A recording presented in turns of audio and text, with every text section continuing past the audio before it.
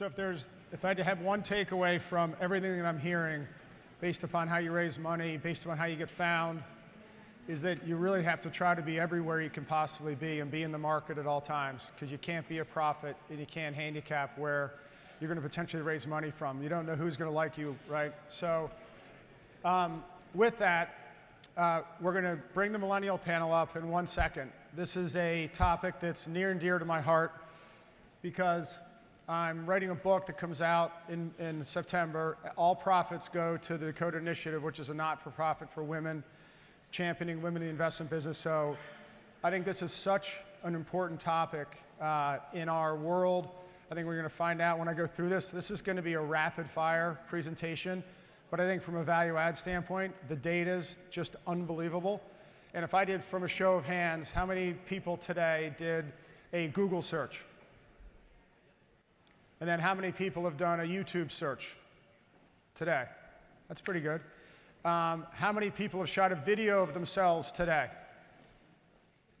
All right, so the video's getting a little more to Gen Z, but I'm going to rip through this just so, because I also want the Millennial panel to discuss this, but why we're going through this whole thing.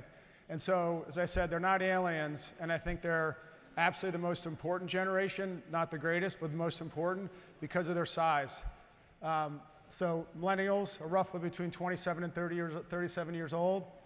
They're differentiated between boomers, Xers, in the fashion they're right on 1980. They're absolutely the engine of business going forward.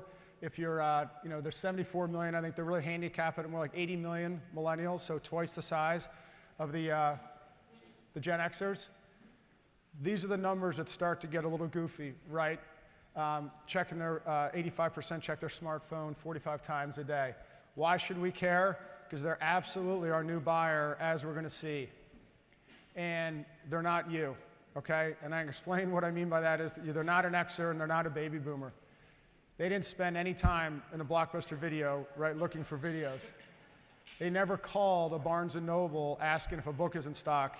And if you're an Xer or a boomer, how many times did you call up Barnes & Noble and then the person would run upstairs, they yell, God, can you put it aside for me?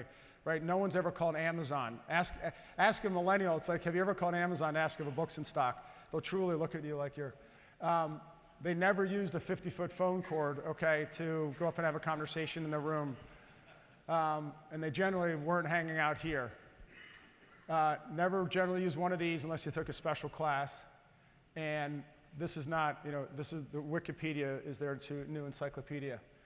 But they did grow up with this, and it's fundamentally changing our society and how we consume content and how we review products. They go here first. The Gen Zs go to YouTube first, but the millennials still go to Google first. They spend all their time on social media. They are total social media enthusiasts, and it's dramatically different from Xers and boomers. So the behavior is very different. And loyalty is tied to if you're on social networks. So the question I ask my team, if you go to YouTube right now and you Google Dakota funds, what do you get, right? Are we there? Well, if people are going there to find you and you're not there, you're potentially losing a potential customer. From here on out, there's going to be a lot more focus on video. Video is mind-numbing in terms of the numbers of videos watched. It's going to be 80% of internet traffic by next year. Well, millennials spend a ton of time on YouTube, Facebook, and Google. They're on their mobile device all the time. How about this? 48% only consume video, only exclusively, 40% on their phone. So if they're always on their phone and they want to learn about you and you don't have video, then they don't learn about you. And right now, I would handicap the investment management industry by being run by people between 45 and 75 years old. And we wouldn't be having this conversation if, millennials, right, 10 years from now, this won't be the conversation. They're just young enough, right, under 40, where they're starting to have much more impact, but they're primarily the initial due diligence analysts that we call on. And so again, 3 times more likely than a baby boomer to watch something on their mobile device. They text like crazy. Now remember, I always say millennials don't like to talk to people.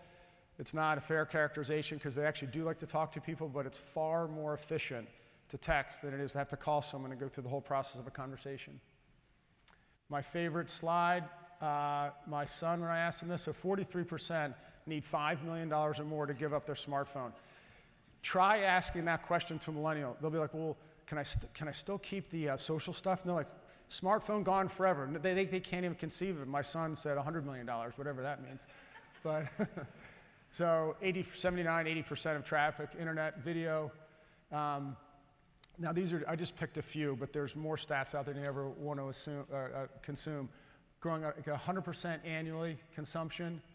So how about that? 80% of millennials use video to help them decide which products to purchase. Remember, investment management doesn't equal video. There's no video in investment management. And I might be a little dramatic, but not really. Due diligence level video. How about that? Click-through rates by 200 to 300% if you have video. They best respond to visual content versus reading. Remember, Xers and boomers prefer to read than watch. It just is what it is. So here's the takeaway. Millennials prefer video, texting, and mobile to reading, talking, desktop.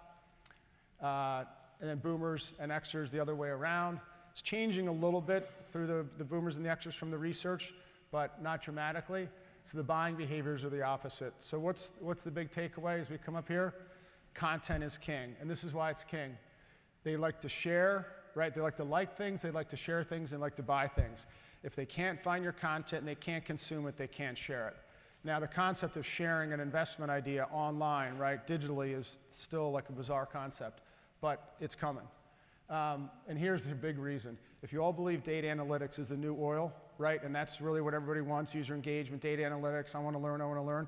If you don't have any content, you have no engagement, you have no sharing, you have no likes, you have no data analytics, and then you have no learning, right? So the correlation is more content updated more frequently leads to more engagement.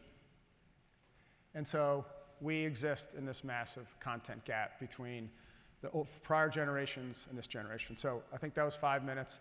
So that's where we are as it relates to, now, no, there we go. And there are panelists. So I welcome up our panelists. Come on up, and I'll introduce you all.